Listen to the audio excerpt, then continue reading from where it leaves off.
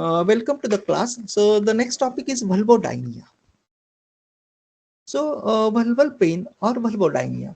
The International Society for Study of Vulvovaginal Diseases (ISSVD) defines vulvodynia as a vulval discomfort, most often described as a burning pain occurring in absence of relevant visible finding or specific clinically identifiable neurological disorder. So there is no as such visible finding or there is no clinically identifiable neurological disorder. That is what is the vulval pain or the vulvodynia which is defined. Vulvodynia is categorized into two. One is a generalized or localized, or it may be provoked or unprovoked, or sometimes it can be mixture of the two also. Now, what is the difference between the localized provoked vulvodynia and unprovoked vulvodynia? Okay, so localized one is also called as vestibulodynia.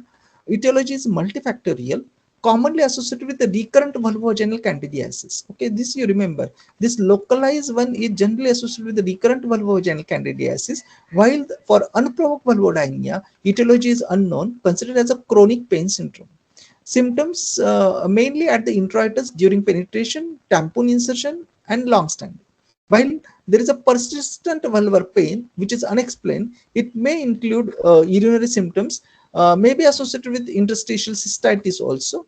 Signs, there is a focal tenderness at the vestibule or clitoris on Quartan swab test, and there is no acute inflammation. Here also vulva appears normal, there is no visible pathology. Complications, sexual dysfunction, psychological morbidity can be there in localized provoked vulvodynia. Here also you can have sexual dysfunction and psychological morbidity in both cases. Okay, but the here it is a multifactorial etiology. Here the etiology is not known. Now, what is the feature in localized provoked vulvodynia? Generally, the diagnosis in both cases is clinical based on history and examination.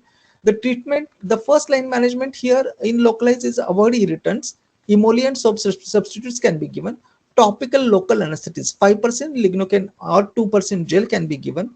And physical therapies such as pelvic floor biofeedback, vaginal TENS, vaginal trainers, etc. and CBT. So that is what is the treatment for localized provoked vulvodynia. While here, general measures such as avoid irritants, emollient soap substitutes, and you need a pain modifier such as tricyclic antidepressants, amitriptyline or gabapentin, pregabalin, CBT, psychotherapy, and acupressure. So if you see localized variety, you have got a local treatment. Okay, and then comes the other. Here you have etiology is not known, but you require mainly antidepressants and oral treatment. Okay, so both will require general measures, but here the first line is a tricyclic antidepressants, amitriptyline, and CBT psychotherapy as an adjunct.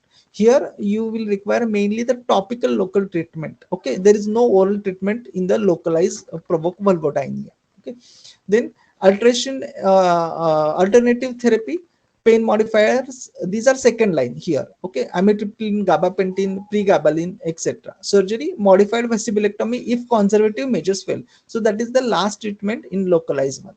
And here topical local anesthetic trial. So first here comes the amitriptyline, and then comes the topical one. Here the first comes the topical one, then comes the pain modifier, amitriptyline, gabapentin, etc. as an alternative. Okay, follow-up is as clinically required. Long-term psychological support may be required, and auditable standard is full expression of the condition, and you have to give written information to all patients. That is also target should be 100%.